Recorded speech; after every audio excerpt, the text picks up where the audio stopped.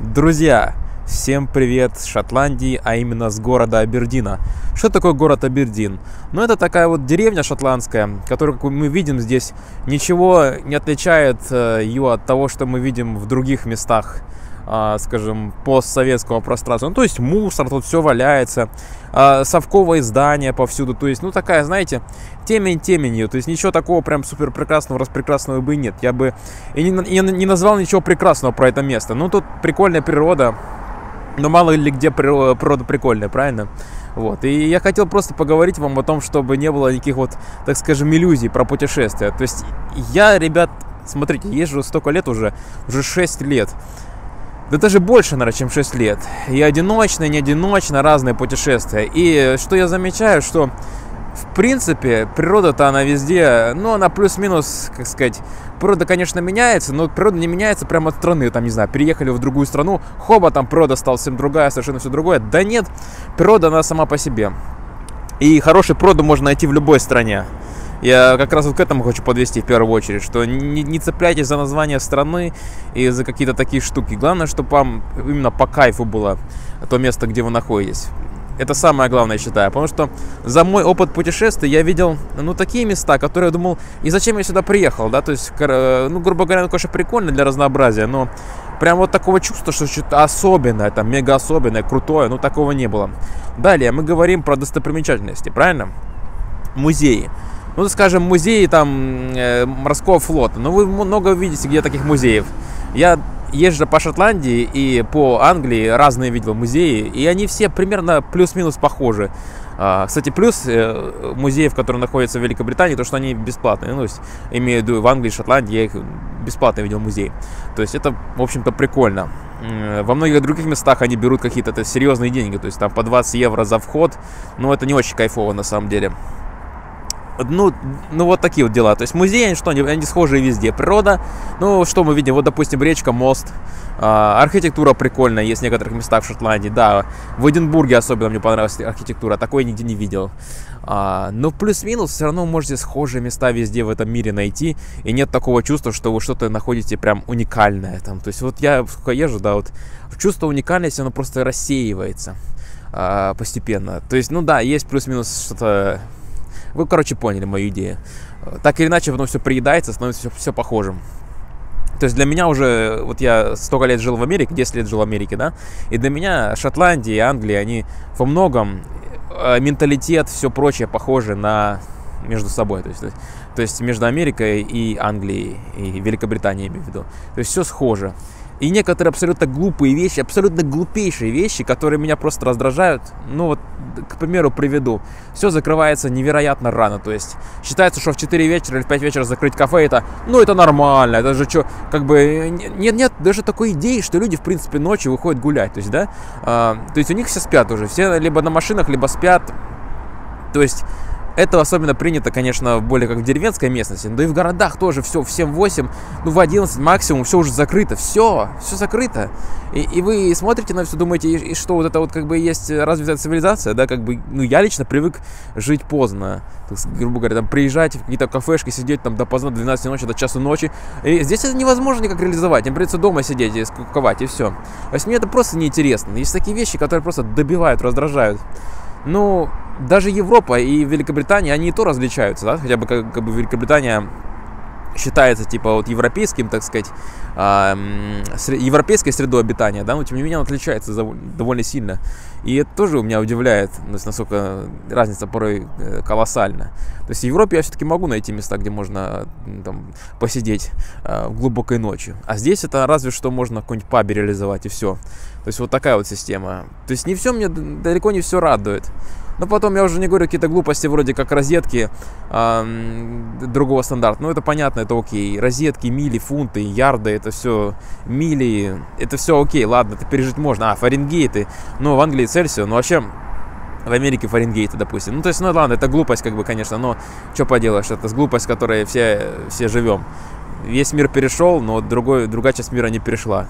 Ну, левостороннее движение, допустим, тоже вообще мне трудно понять, зачем это нужно было делать. Ну, вернее, я понимаю, за чего изначально сделано было, но сейчас, в 21 веке, зачем это? То есть, ну, это как-то странно все. Ну, то есть, такое ощущение, что они пытаются свои традиции поставить во главу стола и не перестраиваться под что-то современное. А вот, скажем, в раковине у нас в Англии и в Шотландии есть два крана, холодный и горячий. Смеситель они обычно не ставят. То есть считается, что типа вот оно должно открываться. И как это, как вот умываться, что это вообще, что за глупость вообще. Ну, то есть какие-то такие вещи, все как-то вот по-другому сделано и странно, и бесполезно, и не нужно, как бы. Я не могу понять, никакой логики в этом нет. И еще важный аспект многих зарубежных стран, включая Америку, Великобританию, Европу все-таки немножко по-другому, это то, что все здесь люди планируют заранее. Заранее, ребята. То есть там, я, допустим, планирую путешествие, ну там 2 дня вперед максимум, ну неделю уже, это вообще не знаю, чтобы за неделю вперед, потому что я постоянно в поездке. Здесь же там билеты покупают за месяц, то есть это считается нормой. Купил билет за месяц, типа, ой, я спланировал путешествие, я через месяц поеду. Да через месяц я вообще не знаю, где я буду. Может, меня вообще не будет на этом земном шаре. Я, может, вдруг улечу в космос, а может, еще куда, я не знаю. Поэтому как вообще можно что-то планировать там? То есть, ну, они планируют, да, планируют, там, не знаю, что-то заранее, что-то пытаются выковырять. Нафига все делается, я не знаю, честно говоря, ребят. То есть это какая-то бессмысленная ересь. Вот. Поэтому не все прекрасно. Путешествия, они позволяют открыть какие-то новые горизонты. С другой стороны, они еще больше вводят в конфуз. Допустим, меня лично часто очень. Когда начинаешь все переосмысливать и понимаешь, что, блин, все с одной стороны все похоже, а с другой стороны вот есть какие-то вещи, сильно отличающие нас. Но какой-то кайф вот было, как вот раньше было лет так 5 назад, да, от открытия новых мест, уже, грубо говоря, нет, но остановиться-то не получается, потому что как бы я живу в этом ритме жизни, в постоянном путешествии, и это не получается так изменить. И я смотрю, обращаю внимание, то, что люди говорят, вот там, вот бы так, как ты путешествуешь, все такое. Но вы сначала как бы подумайте, а нужно ли вам это в принципе. Может быть, вам в одном городе и по кайфу жить, и нет никакой особой необходимости менять свое мировоззрение, кругозор и прочее. Допустим, это ведь тоже важный аспект. Не всем это нужно. Вот в чем прикол, ребята. Вот такие вот дела, вот такие вот выводы мои будут. А город Абердин, в принципе, он красив, хотя не без мусора и не без всяких негативных сторон. Вот так вот я такой вывод в итоге подвожу. Что путешествие это штука интересная, но она не для всех. И подумайте, зачем вам, в принципе, это нужно, зачем вы едете. То есть я прекрасно понимаю людей, которые, может, 2 раза в год ездят в путешествие. Как бы я не знаю, что значит отдых, это, в принципе, какой концепт отдыха, что вы, если 2 раза в год съездили куда-то, вы что, отдохнули, типа, как бы нет, для меня это гораздо больше надо, а кому-то достаточно, кому-то вот считают, что вот все остальное время мы сидим дома, а потом мы выбираемся. Вот. А для меня нет, я это не могу понять. Для меня либо постоянная поездка, либо другого варианта-то я не знаю. Но просто уже немножко другие эмоции, как вы видите, как я вот рассказываю. И проблемы путешествия вообще ни разу не решают. Не решают никакие проблемы.